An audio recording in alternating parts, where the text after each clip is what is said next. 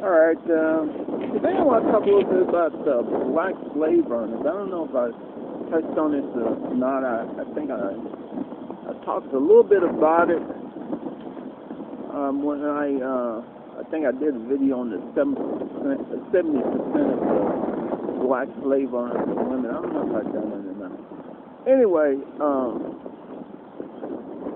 I'm listening to watching a lot of videos on YouTube, and some of the researchers, they really done extensive research in this particular area.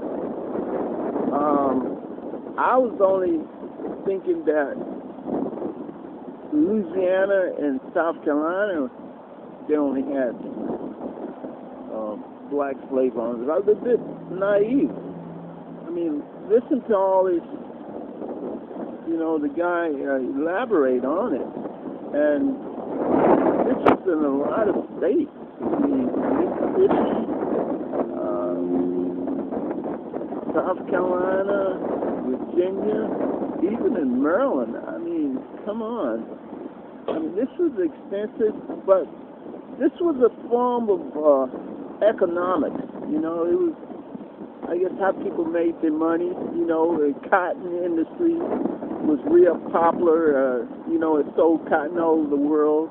The rice industries and sugar cane industries. I mean, this was mainly the people who supported it, and they shipped the stuff probably all over the world. Sugar, rice, and cotton. So you had, in a lot of states, we actually had a lot of black slave owners.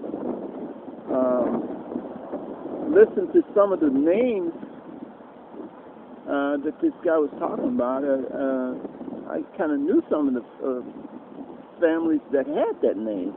Like the Duplessis and the Ricards. That was kind of like in my area, around the Baton Rouge area. And listen to some of the other names too. Some of the people that you associated with, throughout life, and then some of the names popped up. And so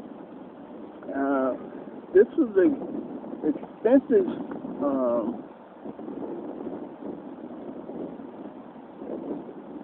way of economics. It was very extensive, and blacks, they owned black slaves, and they also bred slaves. I mean, it was really, I don't want to use the word strange, but, probably in today's standard it's strange, but probably back then it was just a form of economics. And I think a lot of this stuff was hidden, mainly because blacks, throughout the years, they knew things was going to be changing.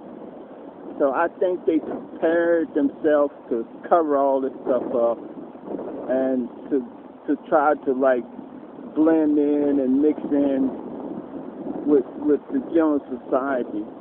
And I think they came up with the plan to try to push some of the whites forward, because it had so many whites that came over from England.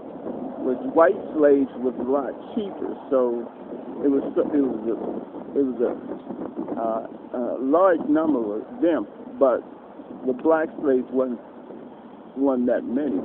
So I think it was an initiative to try to push the whites forward and try to cover up that blacks actually own slaves, and that blacks had slaves and were slaves owners.